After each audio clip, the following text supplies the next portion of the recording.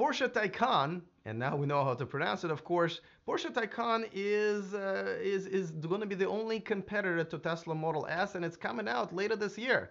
So very soon, and there's very interesting and exciting and surprising, really, news coming out of Porsche today about that. I'll tell you all about it. We'll talk about what it means for Porsche, for Volkswagen Group, and of course for Tesla. All of this is coming up next.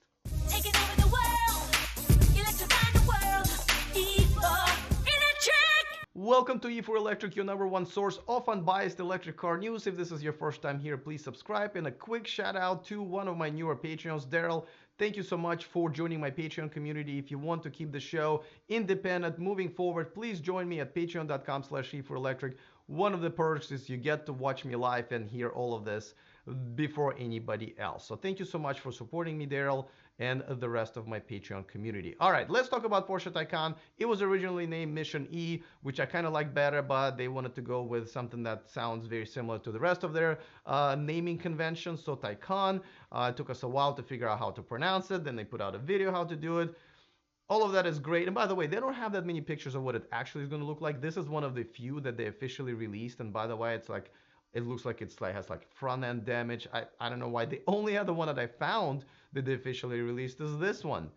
Obviously, this guy forgot something in the front before he put a cover on, and now it's odd. But anyway, so this is what it's pretty much going to look like. You know, kind of like Panamera mixed with 911 maybe. All right, I'm not really a big Porsche guy, but that's what it looks like to me. And now, Porsche is obviously part of Volkswagen Group. They are really trying to run away from the whole Dieselgate. They're running so fast. They're doing pretty damn good, actually. And they are. This car is going to be very interesting, right? Because it's going to have a high performance standards where you can be flooring this car for a while, and the battery should perform well, which has been a problem with Tesla and really all electric cars, the consistent performance over time.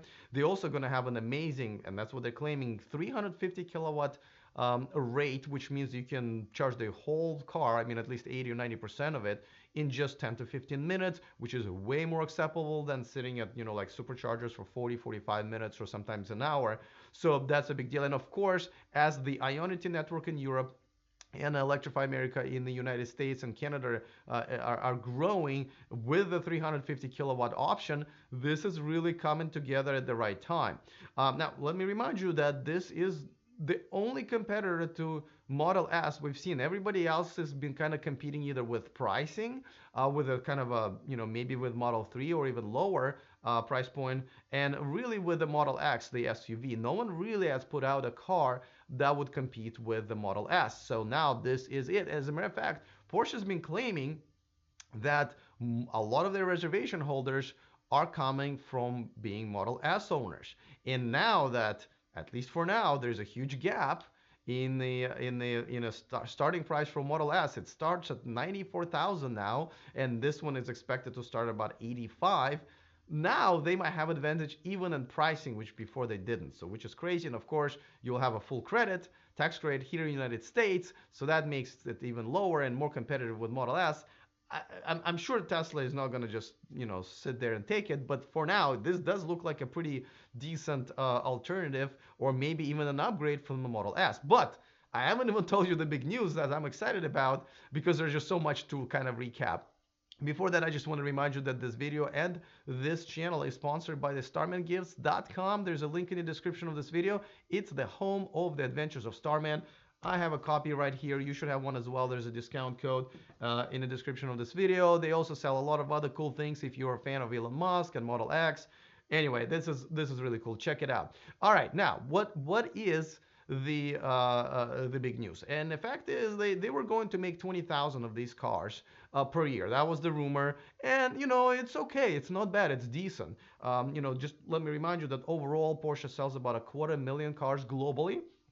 So 20,000, it's not a bad number, but it's not a big number. But now that they're seeing the demand, there's now a pretty confirmed report that they're going to double that to 40,000. So essentially, that I'm assuming his goal is going to be in 2020. Actually, we're in 2019 now. In 2020, to make 40,000 of these, and for no other reason, they're not kind of putting it, taking it out of their own butt and just sticking it on the wall. No, they really are saying, that the demand is there. They're saying that the amount of reservations they've received in markets where they normally don't sell that many, like Norway, is pressing them to do it. Now, this is kind of weird to contrast that what I just did a report on Toyota, that's essentially saying there is no demand for electric cars, and that's why they're not doing much about it.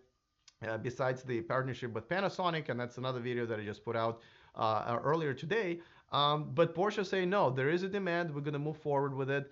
And by the way, don't forget, Audi, which is another sister company under the same Volkswagen Group umbrella, is coming out with e-tron GT, which is kind of a A7 with the guts of the Porsche Taycan, which I'm very interested in. As you probably know, the featured video on my channel right now is my test drive in its prototype of that car, which is extremely rare, with cops around me escorting me through the streets of LA. That was a crazy day. So check it out.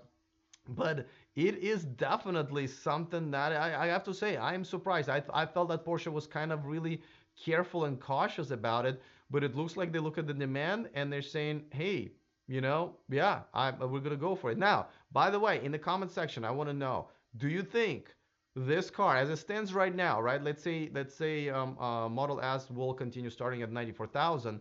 Well, do you think this car is going to be a better choice than the Model S? Say Porsche Taycan better choice, or a Tesla Model S better choice, or the same, in the comment section. So we'll have a little poll going on. I'm really curious to know what you guys think. Other than that, see you guys next time, and remember to stay charged.